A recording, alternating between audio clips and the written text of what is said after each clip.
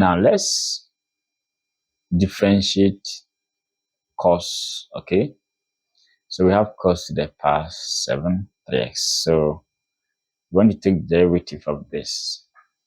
Okay, now before we get started, let's understand that cos, okay, to the power, let's say 5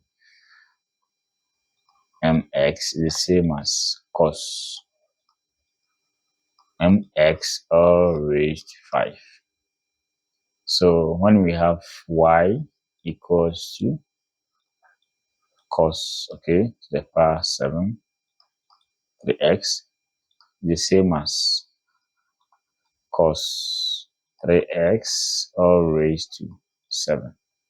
So we can say y equals to cos 3x all to the power 7. Now we want to use chain rule formula to solve this. Okay, all right, or we can go straight. Okay, so we will let u represent this. So we are to introduce new variable here. Okay, so I'll say let u be cos 3x. Remember that if u equals to cos 3x, I'll bring u back to its position. So that will be y equals to u to the power 7, because this position is for u. Okay, so from here I'll get du dx. So differentiating u with respect to x, then also y with respect to u. Okay, so this is the formula: divide x.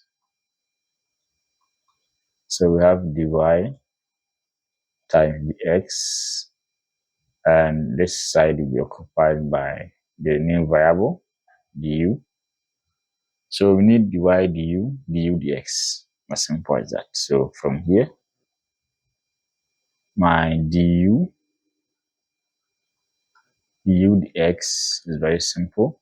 Now, when we have cos ax, okay, derivative of this will be the a outside, then cos is minus sine, then this one will come. Okay, so we have minus, so we have 3 because cos will be minus sine, so sine 3x, and we have dy du, that will be 7u to the power 6. Okay, so let's do the substitution. We have the formula there. So dy dx, so dy du will be 7u to the power 6 times du dx. Du dx will be minus 3 sine 3x. So that will be divide x minus 21 u to the power 6 sine 3x. And don't forget that u is cos 3x. So the final answer, divide x will be minus 21. So u will be cos 3x. So we have cos 3x to the power 6. Okay. Then we have sine 3x. So the final answer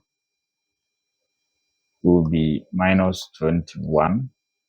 So we have cos, okay, the sixth power sine 3x.